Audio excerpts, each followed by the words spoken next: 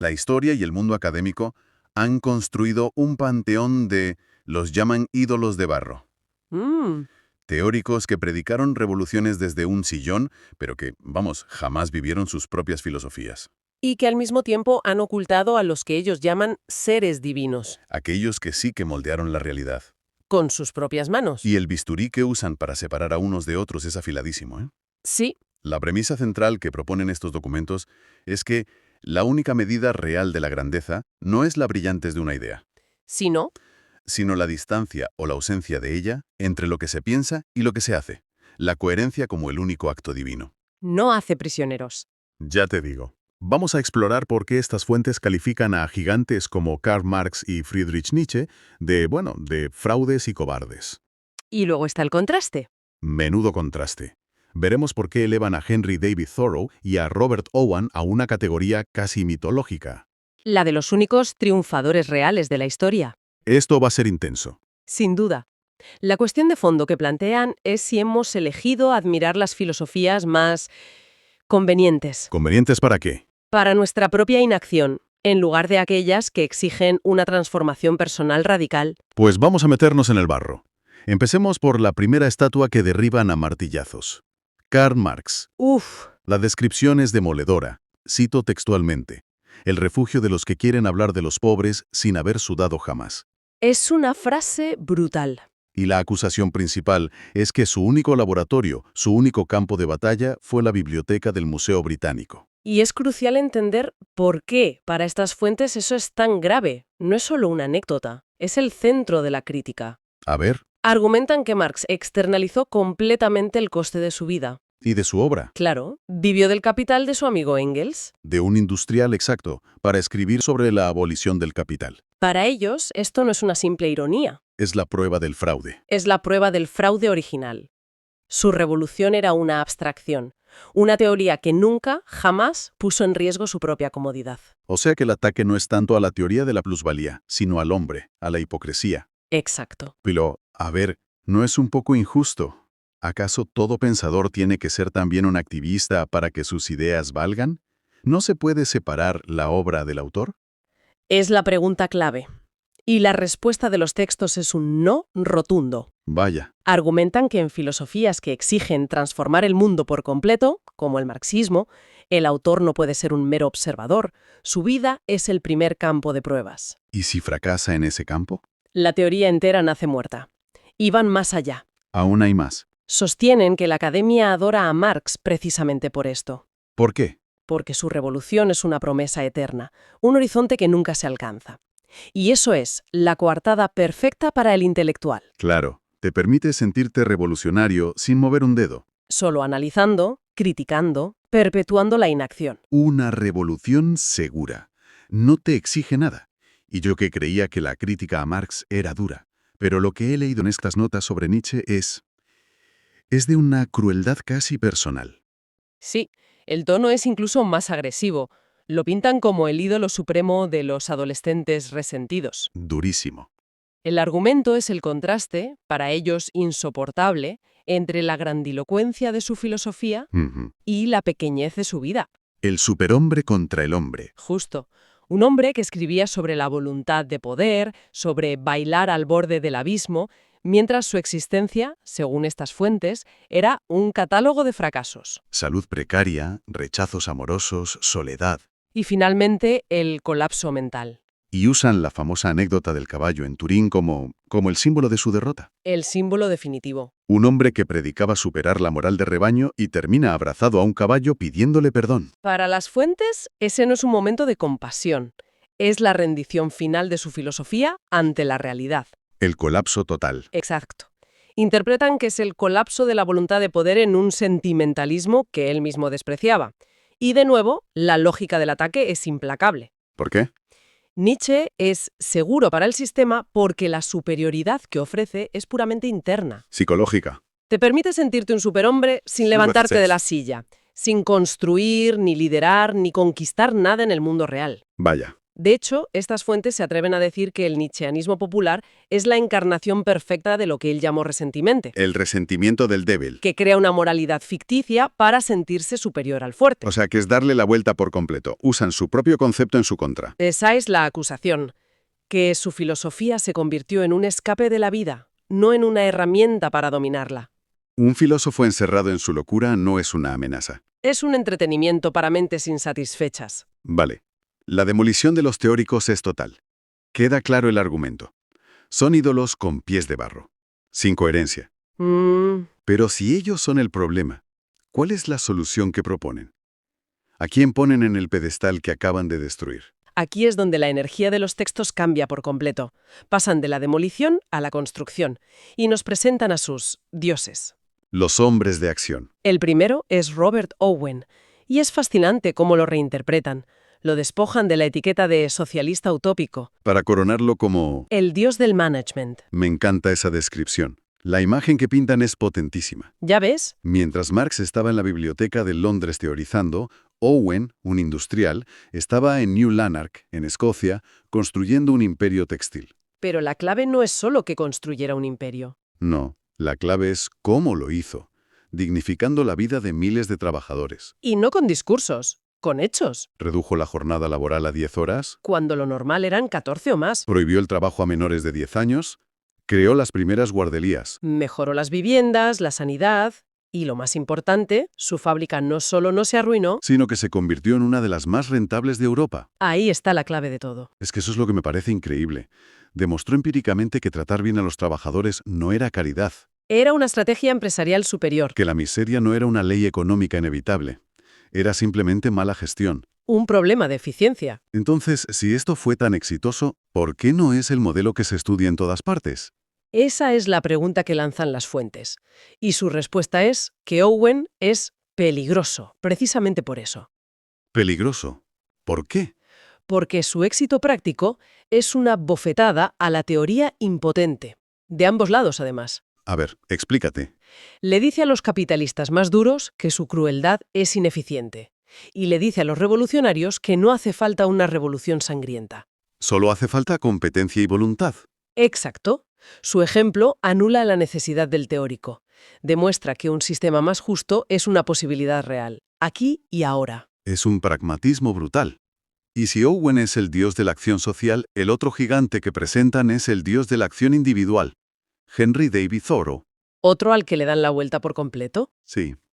Aquí se esfuerzan por destrozar la imagen edulcorada que tenemos de él. No era un poeta de la naturaleza, nos dicen. No. Era el superhombre en la praxis. Tal cual. Y presentan su estancia en la cabaña de Walden no como un retiro espiritual, Sino como un calculado acto de guerra. una declaración de independencia personal. Esa cabaña, insisten, era un campo de batalla. Espera un momento, ¿un campo de batalla? Esa es una imagen muy potente. ¿Una batalla contra qué exactamente? Contra todo, contra la dependencia del Estado, contra la economía de consumo, contra la opinión de la sociedad Y contra sí mismo, supongo. y, en última instancia, contra sus propias debilidades y necesidades superfluas. Los textos son claros. Thoreau no fue a Walden a encontrarse Fue a construirse a sí mismo. desde cero. Cada viga que cortó, cada patata que cultivó, era un golpe contra el sistema. No escribió un manifiesto sobre la libertad, La construyó con sus propias manos. con un hacha. Y esto conecta directamente con su idea de la desobediencia civil, que las fuentes también reinterpretan de una forma muy radical. Sí, no lo ven como una simple protesta. ¿Cómo lo ven entonces? Lo llaman un sabotaje existencial. Sabotaje existencial. Me gusta. Su negativa a pagar los impuestos que financiaban la guerra contra México y la esclavitud no fue una rabieta, fue una demostración práctica ¿De qué? de su soberanía. El Estado le exigía dinero y él respondía, no te necesito, Me construyo mi casa, cultivo mi comida. no tienes poder sobre mí. Al meterlo en la cárcel, el Estado admitió su propia derrota. Solo podían encerrar su cuerpo, no su voluntad. Porque él ya había demostrado que podía vivir al margen de ellos. Ya era libre. Claro, la conclusión es demoledora. La verdadera libertad, según esta visión, nace de la autosuficiencia. El Estado solo tiene poder sobre ti en la medida de las cosas que necesitas de él. Si reduces esas necesidades a casi cero, te vuelves ingobernable. Un fantasma para el sistema. Infinitamente más subversivo que cualquier protesta organizada. Lo que nos lleva a la pregunta del millón, la que recorre todos estos textos. La pregunta central. Si los ejemplos de Owen y Rowe son tan poderosos, ¿por qué el mundo adora a los teóricos débiles y desprecia a los gigantes prácticos? Porque Marx y Nietzsche en los pedestales. La respuesta que dan es Directa y desoladora. Porque son una excusa. una excusa. La justificación perfecta para la pasividad. Si el cambio es una teoría compleja, dialéctica, histórica, entonces nadie tiene la responsabilidad de hacer nada hoy. Permite la indignación cómoda, el análisis infinito que nunca lleva a la acción. Es una forma de delegar la responsabilidad. La culpa es del sistema, del capitalismo, de la historia. Nunca es mía. Nunca. No tengo que cambiar mi vida, solo tener la opinión correcta. Y expanden esta idea a una crítica social muy amarga. Dicen que la humanidad elige la guerra y el consumismo porque son refugios. Anestésicos. Exacto. Anestésicos para escapar de lo que llaman la aterradora libertad de la autosuficiencia. Usan una frase muy gráfica. Sí, se prefiere ser una oveja que cita a Marx a ser un dios que construye su propia casa. ¿Y por qué ese miedo? ¿Por qué preferir ser una oveja? Porque la soledad de la cabaña, la responsabilidad total sobre tu propia existencia, te enfrenta a tu verdad sin filtros. Sin excusas. No hay a quien culpar si fracasas. Y eso, argumentan, es un terror que la mayoría de la gente no puede soportar. Es más fácil ser una pieza en un engranaje Aunque te quejes de él. que ser el arquitecto de tu propio mundo. Y para los que sí están dispuestos, los textos proponen una especie de manual de acción. Lo llaman el Decálogo del Superhombre Práctico. Es la síntesis de toda su filosofía, destilada en 10 mandamientos. Voy a leer algunos, porque no tienen desperdicio. El primero. Mata al teórico que llevas dentro. Un ataque directo al consumo intelectual. La sabiduría no está en el libro que consumes, sino en el objeto que construyes. Y fíjate que no dice no leas, dice mata al teórico. Se refiere a la parálisis por el análisis. La excusa perfecta para no hacer nada nunca. Justo. Otro. La autonomía es el único Dios. Tu libertad se mide por la cantidad de cosas de las que puedes prescindir. Esto es Thoreau en estado puro. La libertad no es tener más. Es necesitar menos. Cada objeto que posees es una cadena. Es la inversión completa de la lógica consumista. El poder no está en la capacidad de compra, sino en la de renuncia. Y este me parece especialmente potente. Desobediencia por superioridad. No protestes con gritos, protesta con tu ausencia. Es el sabotaje existencial del que hablábamos. Que el Estado te busque y solo encuentre el vacío de un hombre que no lo necesita. No luches de frente. Hazte irrelevante para el sistema. Salte de la máquina. Y el último que menciono, que lo resume todo. La coherencia es inmortalidad. Que no haya ni un milímetro de separación entre lo que piensas y lo que haces. Que para estas fuentes es la única fuente de toda debilidad. En resumen, la dicotomía que nos presentan es brutal. Es la charlatanería de los libros frente al silencio del hacha, La promesa de un futuro mejor. frente a la construcción de un presente superior. Con las propias manos.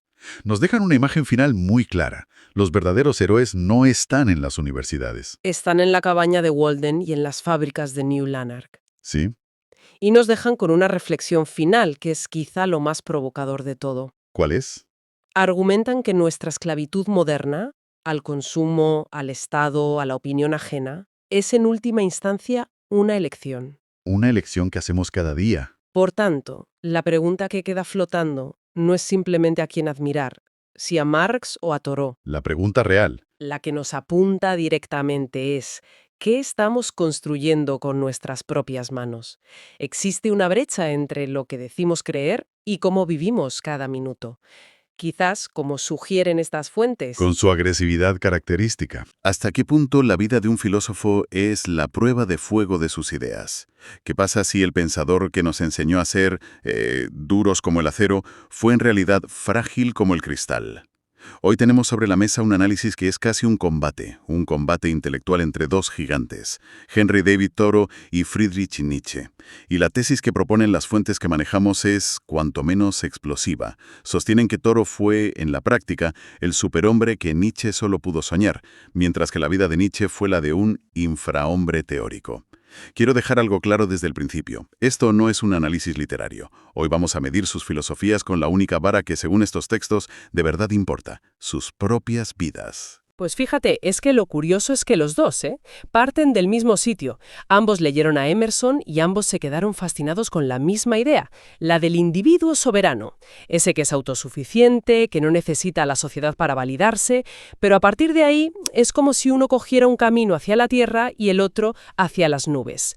Torro, como argumentan las fuentes, convierte esa idea en un manual de instrucciones práctico, casi físico. Nietzsche, en cambio, la eleva a una esfera, aristocrática, a un ideal casi inalcanzable. Y por eso el análisis de hoy es tan potente. Vamos a ver quién fue capaz de sostener su filosofía no solo con la pluma, sino con el cuerpo. Vale, entremos en materia.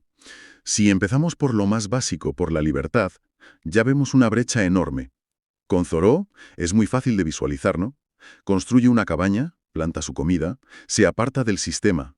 Es una libertad material, casi medible en metros cuadrados. Pero ¿cómo entendía la libertad Nietzsche? Si no era algo que se podía construir o tocar, ¿qué era entonces? ¿Una simple pose? Has puesto el dedo en la llaga. Para Nietzsche, la batalla por la libertad era interna. El espíritu libre, del que tanto habla, es alguien que rompe las cadenas de la moral, de la tradición, pero lo hace en su cabeza. Es una liberación puramente mental. Y los textos que analizamos son muy duros con esto, porque señalan que, en la práctica, su vida era indistinguible de la de cualquier otro profesor jubilado de la época. Vivía en pensiones, dependía del dinero de su pensión universitaria, y seguía las normas de esa misma sociedad burguesa que despreciaban sus aforismos. Era un rebelde en la teoría, pero un ciudadano convencional en la práctica. O sea que su libertad era una cosa, un estado mental, no, que no tenía por qué reflejarse en su vida material. Exacto. Y el contraste con Thoreau aquí es brutal, casi violento. Para Thoreau, esa idea de ser libre en tu mente mientras eres un engranaje más del sistema era la mayor de las mentiras. Para él, la libertad era una cuestión de geografía y de economía. O la construías tú o no existía. Y su libertad, como decías, tenía medidas concretas: los 3 metros de ancho por 4,5 de largo de su cabaña en Walden. La conclusión a la que llegan varias de las fuentes es demoledora. Para Thoreau, si no podías vivir de la comida que salía de la tierra que trabajabas, no eras libre. Eras un esclavo, por muchas ideas brillantes que tuvieras en la cabeza. Claro, y esa idea de construir la libertad con tus propias manos te pone inevitablemente en rumbo de colisión con el poder, con el Estado. No es una idea abstracta, es un desafío. Y supongo que en cómo se enfrentaron a ese desafío, la diferencia entre ambos también fue abismal. Abismal es la palabra. La rebelión de Nietzsche contra el Estado fue puramente estética. Nos regaló una de las frases más potentes de la historia de la filosofía. El Estado es el más frío de todos los monstruos fríos. Es una imagen increíble, pero se quedó en eso, en una imagen. No hay constancia de que Nietzsche desafiara una sola ley o se negara a pagar un impuesto por una cuestión de principios. Su crítica, por brillante que fuera, era inofensiva para el poder. Era un león rugiendo dentro de una jaula de papel, ¿no? Espera un momento. ¿Me estás diciendo que la gran rebelión de Nietzsche contra ese monstruo frío fue, escribir una frase genial y ya está? ¿Nunca tuvo un solo problema real con la autoridad por sus ideas? Ninguno. Cero. Y es que Thoreau hizo justo lo contrario. Él no le puso adjetivos al Estado, le puso su cuerpo como barrera. Cuando el gobierno le exigió pagar un impuesto para financiar la guerra contra México, una guerra que él veía como una maniobra para expandir la esclavitud, no escribió un aforismo, simplemente dijo «no pago». Y asumió la consecuencia, la cárcel. Y como subraya uno de los textos, su cuerpo metido en esa celda es la prueba científica de que su filosofía no era una fantasía, era aplicable, tenía consecuencias, y él estaba dispuesto a pagarlas. La libertad de Nietzsche era un concepto, la de Thoreau, un acto de desobediencia civil. Esto nos lleva a uno de los puntos más impactantes de la comparativa, yo creo. La prueba definitiva de la fortaleza interior. El corazón. ¿Cómo reacciona un supuesto superhombre cuando la vida le golpea donde más duele? ¿En el amor? ¿En el rechazo? Esa es la pregunta clave, porque aquí la teoría se enfrenta a la realidad más cruda. Y en el caso de Nietzsche, el resultado que describen las fuentes es una catástrofe. Él se enamoró perdidamente de la brillante Lou Andrea Salomé, le propuso matrimonio y ella lo rechazó. La reacción de Nietzsche fue un derrumbe total. El hombre que acuñó el concepto del amor fati, esa idea casi sobrehumana de amar tu destino, pasara lo que pasara, se hundió. Se hundió en una espiral de celos, de rencor, de autocompasión. Sus cartas de esa época, según se nos cuenta, son el retrato de un hombre que se siente traicionado por el mundo, que culpa a otros de su desgracia. Es increíble pensar eso, que el filósofo de la voluntad de poder se rompiera por algo tan humano. Te cambia por completo la imagen que tienes de él. Totalmente. Porque es la prueba de que su famosa armadura filosófica era, como dice una de las fuentes, de papel. Se deshizo al primer golpe real del corazón. Y lo más fascinante es que Thoreau vivió una situación casi idéntica. Tanto él como su hermano John se enamoraron de la misma mujer, Ellen Sewell. Ambos le pidieron matrimonio y ella, presionada por su familia, que veía a Henry como un radical peligroso, los rechazó a los dos. Un golpe doble, entonces. ¿Y cómo reaccionó él? ¿Se hundió en el nihilismo? Nada de eso. Su reacción fue de una dignidad estoica casi desconcertante. No hay cartas desesperadas, no hay lamentos, no hay tratados sobre la crueldad del destino, simplemente lo aceptó.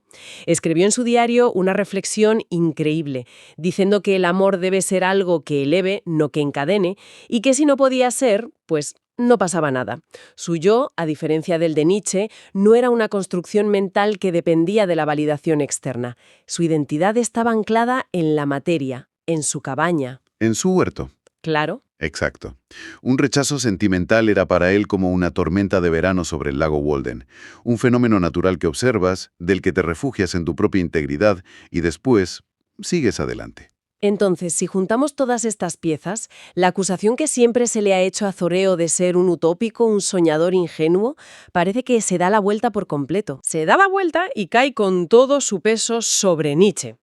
El argumento central de los textos es que la verdadera utopía es la de Nietzsche.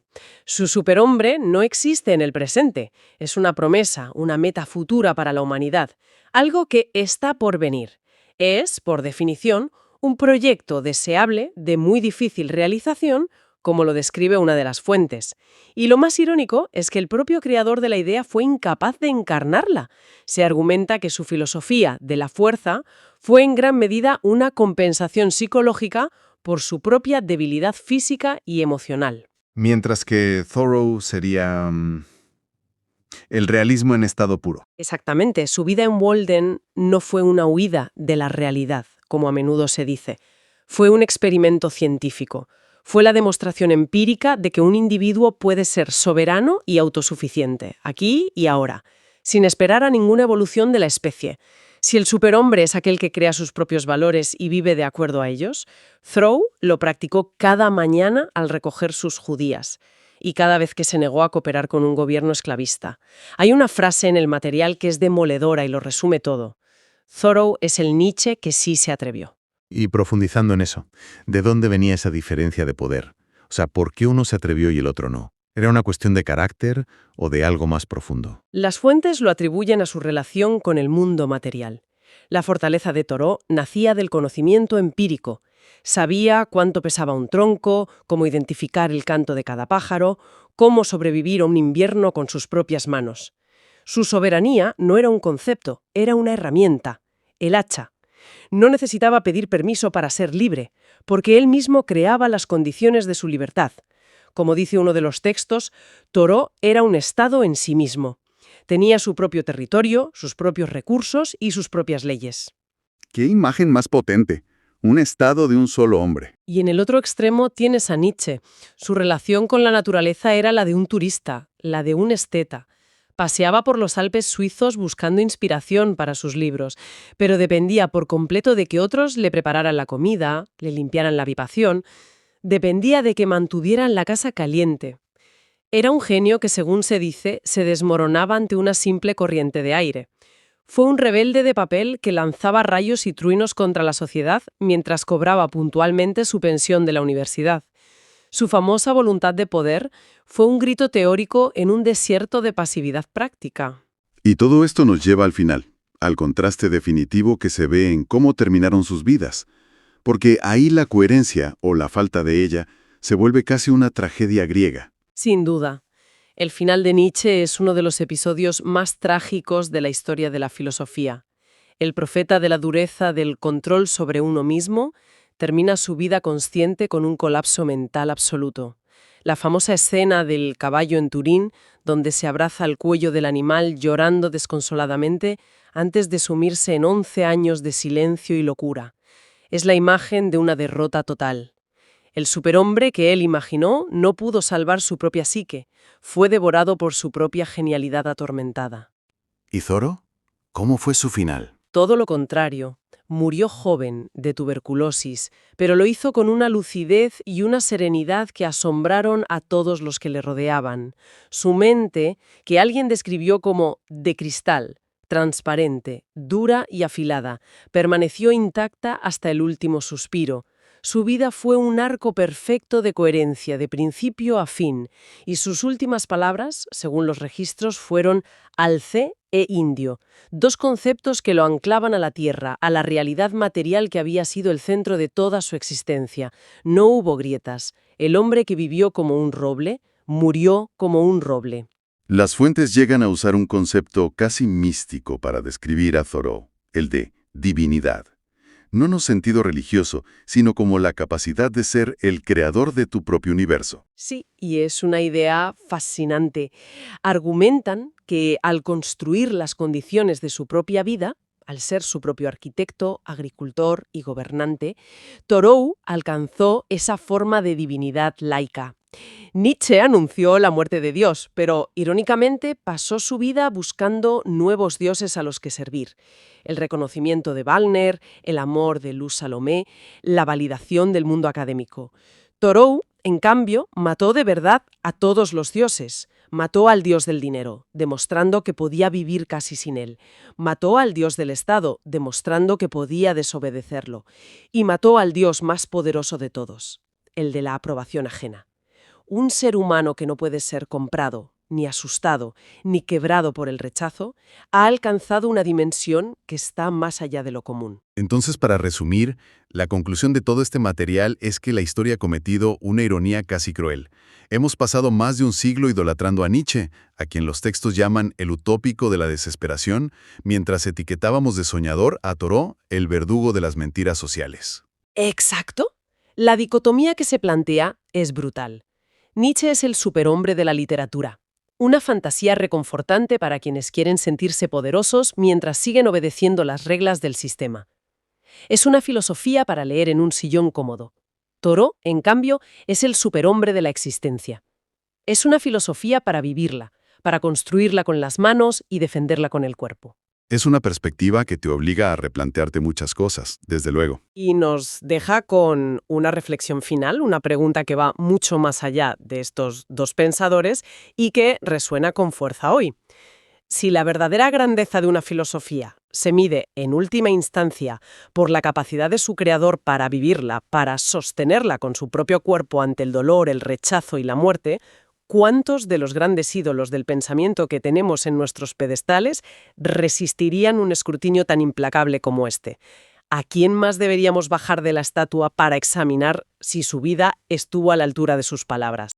Si pensamos en los orígenes del socialismo, casi seguro que nos vienen a la cabeza dos nombres: Robert Owen y Karl Marx. Sí, son los dos pilares, sin duda. Y la historia que nos han contado siempre tiene los papeles muy claros. Owen era el soñador, el idealista, el socialista utópico. El buenista casi. Exacto. Y Marx, en cambio, era el analista riguroso, el científico, el que desentrañó las leyes de la historia.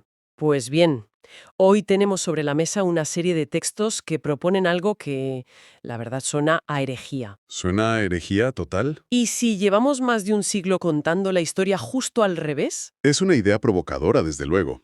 Lo que estas fuentes plantean no es un pequeño matiz, es una enmienda a la totalidad. Totalmente. Proponen que si nos atenemos a los hechos y al significado estricto de las palabras, Owen fue el verdadero hombre de la praxis del socialismo aplicado, ¿Y Marx? mientras que Marx fue, en esencia, el gran arquitecto de una utopía.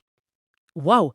La misión que nos hemos propuesto hoy es desgranar este argumento que busca corregir lo que uno de los autores llama, así, sin rodeos, un pecado histórico. Un pecado histórico. Es una acusación muy seria. Suena muy grandilocuente, sí. Vale, para que un argumento tan radical se sostenga, la base tiene que ser muy sólida. Claro. Y por lo que veo en los textos, todo pivota sobre una sola palabra: utopía. ¿Cómo la definen para que todo este castillo de naipes se aguante? Pues esa es la clave de todo. Porque claro, la corriente marxista usó ese término utópico como un arma. Como un arma arrojadiza para desprestigiar a los que vinieron antes. Exacto. Y esa es la jugada maestra de estos autores. Deciden recoger el guante y usar esa misma arma, pero con una precisión casi quirúrgica. Se van a la definición más neutral, la del diccionario, a la de la RAE, por ejemplo, Por ejemplo, que define utopía como un plano sistema deseable de difícil realización que no existe. Y aquí subrayan dos cosas: a ver, difícil realización y sobre todo que no existe. entiendo. O sea, la trampa o la genialidad del argumento está en tomarse la definición al pie de la letra. Eso es. Si algo ha existido, si se ha materializado, entonces, por definición, ya no puede ser una utopía. Es así de simple. Es así de simple y a la vez así de potente. El argumento es: vamos a dejar de lado un momento las interpretaciones y las etiquetas heredadas. ¿Vale? Utopía es lo que no existe. Praxis es lo que existe, lo que se ha hecho. Y a partir de ahí pues analizan la vida y obra de los dos. Y claro, el resultado es que la clasificación tradicional empieza a tambalearse. ¿Y de qué manera? De una forma bastante espectacular, la verdad. Vale, pues vamos a ver cómo se tambalea. Empecemos por el primer acusado al que se le quiere cambiar la condena. Robert Owen, el supuesto soñador. El utópico por excelencia. Si no era un utópico, según esta lógica, es porque sus proyectos sí existieron. Aquí es donde los textos tienen que poner las pruebas sobre la mesa. ¿Qué construyó Owen que fuera tan real? Aquí es donde el argumento de las fuentes cobra una fuerza tremenda, porque no hablan de ideas, No. hablan de ladrillos, de nóminas y de personas. El primer ejemplo, el más conocido, es New Lanark en Escocia. Claro. Pensemos en la época, principios del 19, plena y brutal revolución industrial. Jornadas de 14-16 horas, Niños trabajando en condiciones infrahumanas. y en medio de todo eso, Owen compra unas fábricas textiles, y en lugar de maximizar el beneficio, crea una microsociedad industrial que para la época era de ciencia ficción. Pero, ¿hasta qué punto era real? ¿O era una especie de comuna aislada, un capricho de un filántropo rico? Nada de eso, y eso es lo importante. Era una empresa funcional y rentable, con 2.500 personas viviendo y trabajando allí. 2.500. Owen, invirtiendo su propio capital, redujo la jornada a 10 horas y media. 10 y media. Que en ese momento era impensable. Impensable. Prohibió el trabajo a los menores de 10 años y en su lugar los escolarizó. Creó un entorno con viviendas dignas, sanidad, espacios comunes. Y lo más fascinante que señalan los textos es que no fue un secreto. Para nada. New Lanark se convirtió en una atracción internacional. Fue visitado por diplomáticos, zares, príncipes, reformadores de toda Europa. Increíble. Querían ver con sus propios ojos si aquel milagro era posible. O sea, no era un panfleto, era un destino. Me parece alucinante imaginar a los embajadores de la Rusia zarista paseando por una fábrica escocesa donde los niños iban a la escuela en lugar de trabajar. El shock debió ser tremendo. Tremendo. Pero los textos van más allá de New Lanark. Mencionan su papel en la educación de una forma muy específica. Totalmente. En 1816 funda allí el Institute for the Formation of Character.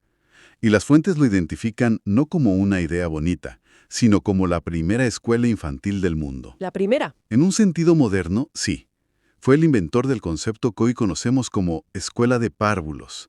Para él no era un sitio para guardar niños. No, era la piedra angular de su filosofía. El carácter humano no es innato, se forma con el entorno.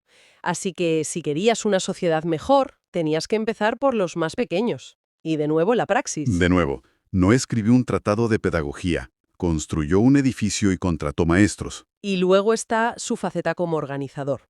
Porque una cosa es gestionar tu propia fábrica modelo y otra es intentar cambiar el sistema desde fuera.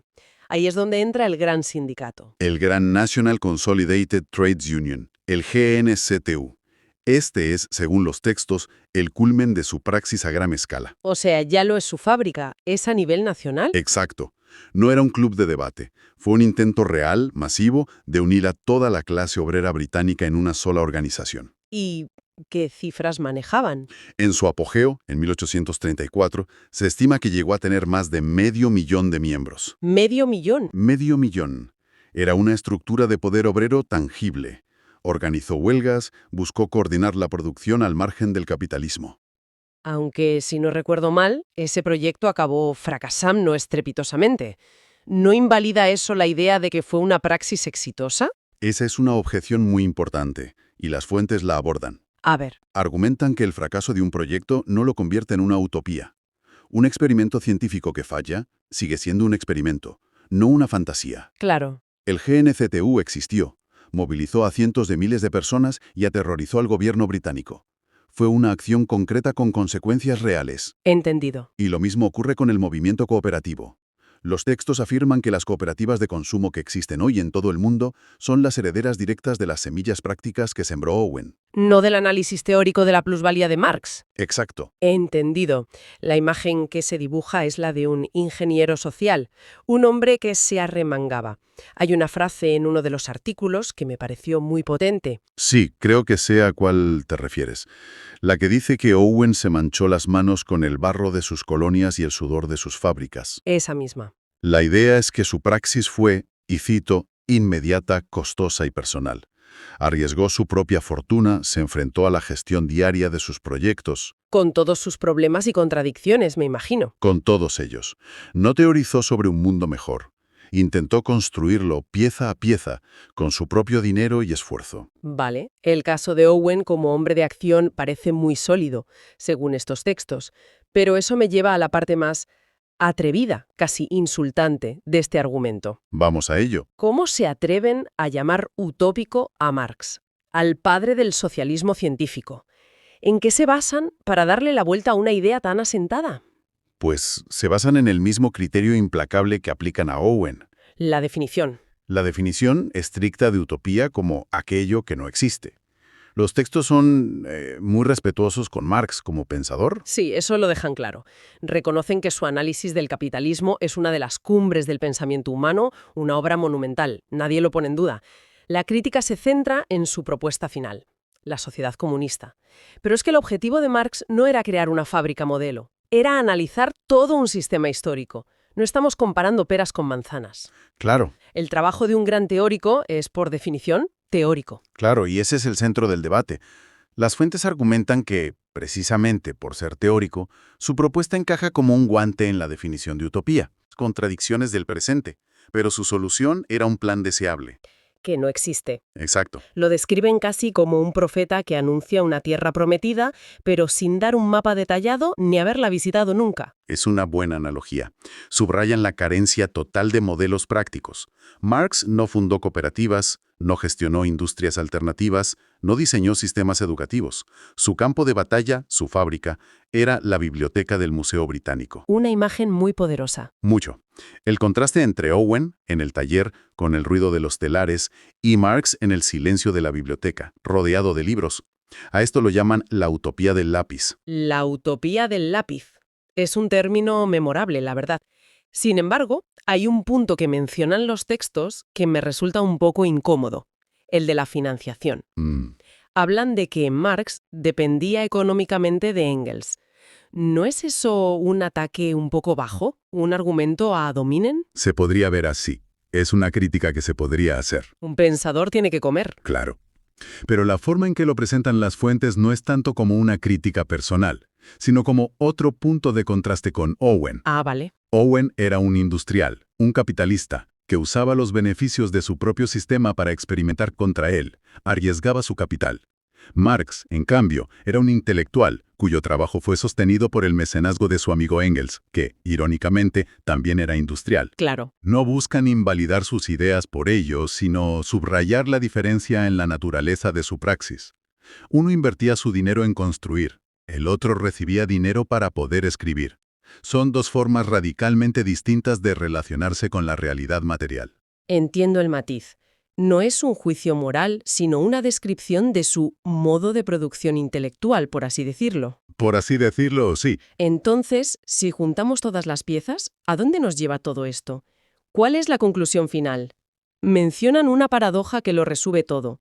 La paradoja es el golpe de gracia del argumento. Y dice así: hemos acabado llamando científico a un hombre cuyas predicciones sobre el colapso del capitalismo no se cumplieron como él vaticinó. Cierto, y cuyas leyes de la historia se demostraron mucho menos férreas de lo que él pensaba. Y al mismo tiempo, hemos llamado utópico a un hombre que demostró empíricamente, con una comunidad funcional, rentable y visitada por todos. Que se podía organizar el trabajo y la vida de una forma radicalmente más humana. Es una contradicción casi perfecta. Visto así, es bastante potente. La conclusión, por tanto, es que la historiografía ha cometido ese pecado histórico del que hablábamos al principio. Exacto. Un pecado que, según sugieren, consistió en valorar más la grandiosidad de la teoría que la humildad de la práctica, Se priorizó al que escribió sobre la revolución futura frente al que ejecutó reformas en el presente. y se preguntan, ¿por qué ha prevalecido esta clasificación tan, a su juicio, equivocada? ¿Y qué responden? La respuesta que dan es clara. Por el aplastante dominio intelectual que la corriente marxista tuvo en la academia y en los movimientos de izquierda durante gran parte del siglo XX, impusieron su marco, su terminología y sus etiquetas se convirtieron en verdades aceptadas. Y se atreven a proponer nuevas etiquetas, nuevos títulos para corregir la historia. Sí, lo hacen. Proponen que se reconozca a Robert Owen no como el socialista utópico, sino como el arquitecto de la praxis o el socialista concreto, Me gusta, arquitecto de la praxis. y que a Marx, sin quitarle un ápice de su genialidad como analista del capital, se le sitúa en el lugar que según esta lógica le corresponde. El de un brillante priórico de una utopía. Exacto. Una utopía cuyo paraíso sin clases, señalan, cumplía a la perfección durante su vida, y sigue cumpliendo hoy, con la definición del diccionario. Un sistema deseable que por ahora no ha sido hallado en la realidad. En definitiva, la propuesta que hemos analizado, extraída de estas fuentes, es una invitación a reevaluar a estas dos figuras gigantescas, pero no por la complejidad de sus escritos, No. sino por el rastro material que dejaron en el mundo durante sus vidas. Es un cambio de métrica total. Correcto. Y es importante insistir en que el objetivo de este análisis no parece ser el de demoler a Marx, ni de anular su inmenso legado intelectual. Es más sutil, mucho más. Es un llamado a cuestionar las etiquetas que damos por sentadas, a preguntarnos qué valoramos más, la promesa de una transformación total en el futuro o la evidencia de una mejora parcial en el presente, una defensa de los hechos tangibles frente a las proyecciones teóricas. Por muy brillantes que éstas sean. Pues es una perspectiva que, como mínimo, te obliga a volver a pensar en definiciones que creías tener clarísimas. Te sacude un poco las certezas. Y precisamente por eso, los textos nos dejan con una pregunta final para la reflexión. Una idea que creo que condensa todo el debate y que podemos dejarle a quien nos escucha. Adelante. Nos invitan a pensar en esto. Si el impacto real de una idea se mide por su capacidad de transformar las condiciones materiales de la existencia de la gente común, ¿qué legado ha modificado de forma más directa y tangible la vida cotidiana de una persona? Una buena pregunta. La existencia de una cooperativa en su barrio, de una jornada laboral regulada o de un sindicato que defiende sus derechos, ecos de las acciones de Owen, o la promesa teórica de una revolución futura inspirada en los escritos de Marx. Hemos pasado siglos adorando a los ídolos equivocados. Es que, para entender la magnitud del desafío, hay que dejar claro que esto no es un ensayo académico, ¿eh? No, no es un análisis cortés. Para nada. Es una declaración de guerra. La premisa es que nos arrodillamos ante lo que llama teóricos de salón, gente como Karl Marx o Friedrich Nietzsche. Claro. Mientras que a los verdaderos dioses de la acción, a Henry David Thoreau y a Robert Owen, los tratamos como meras notas a pie de página. Exacto. Y lo más provocador es que, según este manifiesto, esa elección no es casual. No es un simple error histórico. No. Argumenta que es un mecanismo de defensa de una sociedad que tiene pánico. Un pánico atroz al ejemplo de la gente que de verdad hace las cosas. Y de ahí esa acusación tan directa. Es que acusa a las universidades de ser, y cito, cementerios donde la verdad va a morir. Una acusación gravísima. Gravísima. Y es el pilar de todo el texto. Se prepara el terreno para argumentar que el mundo académico es cómplice de una gran estafa intelectual. Pues sí, Así que, si te parece, vamos a entrar en el primer asalto de este combate. vamos a ello. La primera figura que el manifiesto pone en la diana es ni más ni menos que Karl Marx. Uf, Y no se anda con rodeos. Lo describe como el refugio perfecto para quienes pontifican sobre los pobres sin haber trabajado un solo día. o sea, sin haber dado un palo al agua. Exacto. Lo llama directamente un fraude y añade que su único laboratorio fue una biblioteca. Una biblioteca que irónicamente estaba financiada por el capital de su amigo Engels. Es un ataque a la línea de flotación. Es un ataque directo a su credibilidad vital, no solo a la teoría. Directísimo. Y para que no parezca solo un ataque gratuito, el manifiesto inmediatamente presenta lo que considera su antítesis, su némesis práctica, Robert Owen. Robert Owen. Y lo llaman nada menos que el verdadero dios del management. Espera un momento. Dios del management es una afirmación muy grande. ¿Tiene alguna base para una afirmación tan grandilocuente o es pura retórica? Pues ahí está lo interesante. El texto se cuida mucho de no quedarse solo en la retórica, ¿sabes? Vale. Se apoya en hechos, en reconocimientos externos para sostenerlo. Menciona, por ejemplo, que instituciones académicas de prestigio, como la Universidad de Madrid, reconocen a Owen como el padre de la gestión moderna. Ah, o sea que lo usa como un ancla en la realidad. Justo. Para decir, mira, esto no es mi opinión, es un hecho histórico que hemos decidido ignorar. Vale, entiendo. Se basa en una validación externa para luego presentar su gran prueba, New Lanark. Exacto. Y por como lo describe el manifiesto, aquello no fue un experimento hippie en una comuna, ¿eh? Para nada. Fue un éxito empresarial y social rotundo. Ahí está la clave. Como lo narra. El texto lo narra como una hazaña casi mitológica. Owen coge una fábrica ruinosa en Escocia, con una fuerza laboral diezmada por el alcoholismo, la miseria. Una situación terrible. Y no solo la convierte en un imperio productivo, es que lo hace dignificando al trabajador de una forma radical para la época. ¿Estamos hablando de? Estamos hablando de que implementó la educación infantil obligatoria, la sanidad laboral, la jornada reducida, un siglo antes de que fueran la norma. Es que eso es lo que me parece más potente del argumento. No es que fuera un buen jefe o un filántropo. No, Es que demostró que la justicia social podía ser rentable. Que tratar bien a los trabajadores no era un coste, era una inversión. que generaba más productividad. Hizo que la ética y el balance de cuentas fueran de la mano. Y justo ahí, Justo ahí es donde el manifiesto clava el cuchillo.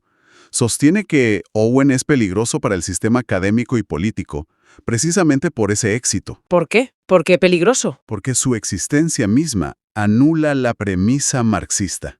Demostró que no se necesita una revolución sangrienta, ni una teoría compleja, ni la dictadura del proletariado para crear un sistema justo. Claro. El éxito de Owen es una bofetada a la teoría. Es como si dijera, mientras Marx escribía sobre la revolución que algún día llegaría, yo ya la estaba haciendo, fábrica a fábrica, sin disparar un solo tiro. Y eso para un teórico es insoportable. Insuperable. El manifiesto lo resume en una frase brutal.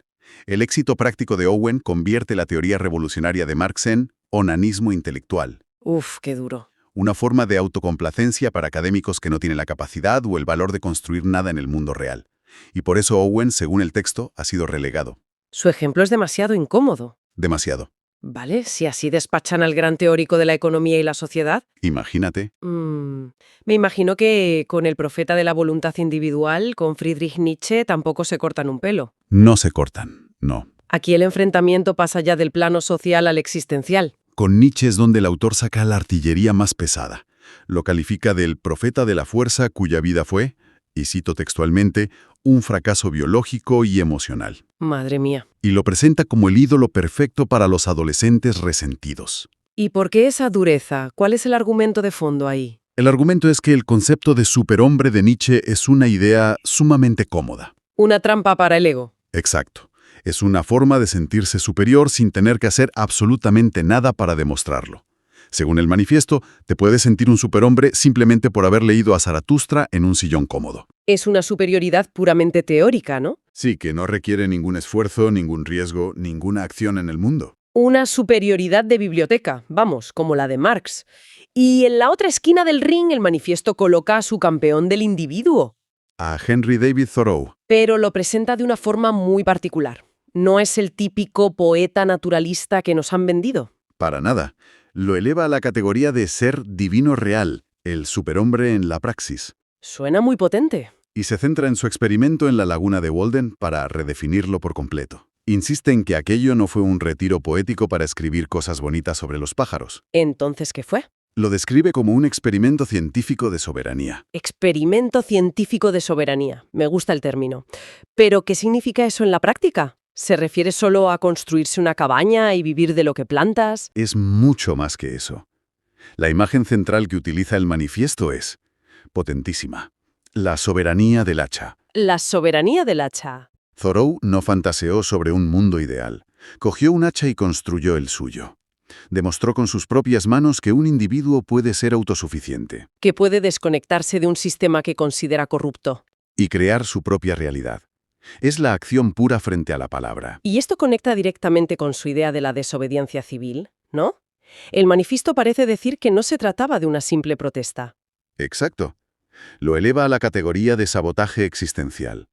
Su famoso encarcelamiento por negarse a pagar un impuesto para financiar la Guerra de México. Sí, No lo presenta como una derrota o un acto de martirio. Al revés. Lo presenta como su victoria definitiva. su victoria. Sí. El Estado, con todo su poder, pudo encerrar su cuerpo, pero fue incapaz de doblegar su voluntad. Es una inversión total de la perspectiva del poder. El poder no reside en el Estado que encarcela, sino en el individuo que demuestra que no necesita al Estado para ser libre. Esa es la idea. El texto llega a afirmar que Thoreau era infinitamente más libre dentro de aquella celda. ¿Más libre que quién? Que los ciudadanos libres que pagaban el impuesto fuera por miedo. Es una idea que te obliga a parar un segundo y pensar, Desde luego. Pone completamente del revés nuestra definición de libertad. ya no es la ausencia de rejas, es la soberanía sobre tu propia voluntad. Entonces, la verdadera fuerza de Thoreau, según este análisis, no estaba tanto en su filosofía como en su capacidad de vivirla, en su desprecio por todo lo innecesario. Precisamente. Y esa es la conclusión demoledora del manifiesto sobre él. Un sistema basado en el consumo, la deuda y la dependencia no tiene poder sobre alguien que ha demostrado empíricamente que no necesita nada de él. Claro. Por eso lo califica como el enemigo público número 1. Porque la autosuficiencia es el único acto verdaderamente revolucionario, el único que el sistema no puede absorber, reempaquetar y venderte de nuevo. De acuerdo. Esto me lleva a la pregunta clave de todo este análisis. Si los ejemplos de Owen y Thoreau son tan aplastantes, tan demostrables con hechos, Sí. ¿por qué narices el mundo, según este manifiesto, elige adorar a los teóricos que califica de débiles e inoperantes? ¿Somos masoquistas o qué pasa aquí? Aquí es donde el manifiesto se pone, digamos, el traje de psicólogo social y ofrece su diagnóstico. Y la respuesta que da es, en una palabra, cobardía. ¿Cobardía? La comodidad de la excusa. Marx y Nietzsche nos dice, son ídolos cómodos, porque sus teorías son abstractas, lejanas, grandilocuentes. Es decir, es más fácil quejarse del sistema citando a Marx en una cafetería que arremangarse y montar una cooperativa justa como la de Owen. Has dado en el clavo. O es más fácil hablar del superhombre que irse al bosque a construir tu propia vida como Thoreau. Exactamente. La revolución de Marx o el superhombre de Nietzsche son conceptos que no te exigen nada concreto aquí y ahora. Puedes admirarlos toda la vida sin mover un dedo. Ya. En cambio, los ejemplos de Thoreau y Owen son una interpelación directa, un espejo que te devuelve tu propia inacción. Claro. Te preguntan, ¿y tú qué? Si Owen pudo, ¿por qué tú no lo intentas a tu escala? Si Thoreau pudo, ¿por qué sigues atrapado en un consumo que dices odiar? El texto lo dice sin rodeos. El ejemplo de los que actúan convierte la pasividad personal en un pecado. Y es más cómodo admirar a un teórico complejo que enfrentarse a la simplicidad de un ejemplo práctico que te deja sin excusas. Exacto. Y a partir de ahí, el manifiesto lanza su acusación más dura, que ya no es solo contra la academia, sino contra toda la humanidad. Cito textualmente. Aborrezco este mundo que prefiere destruirse a construirse.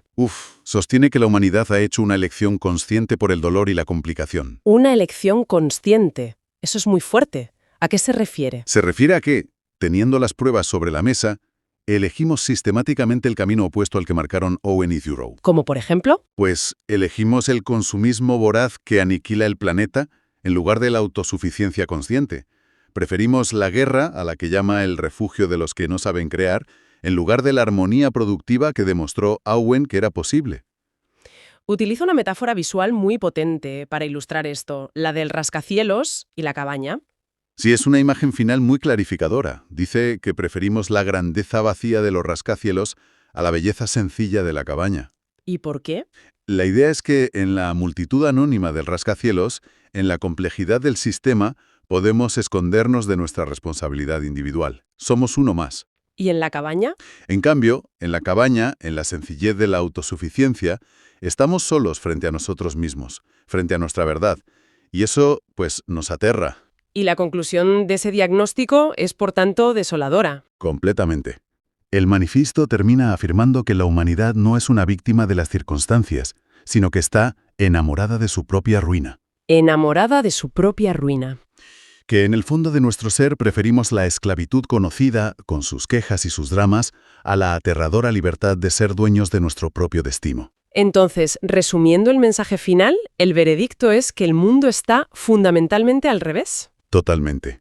Los que hicieron, los que construyeron, los que demostraron con hechos irrefutables que otro modo de vida era posible, son tratados como anécdotas, como utópicos, simpáticos pero irreales. Mientras que los que solo teorizaron, los que, según el texto, balbucearon desde la comodidad de sus despachos, sin arriesgar nada, esos son elevados a la categoría de genios indiscutibles, llenando bibliotecas y planes de estudio. Exacto. Por lo tanto, el fracaso de Thoreau y Owen no fue un fracaso de sus ideas, porque en la práctica demostraron funcionar. No en absoluto. Su fracaso fue social.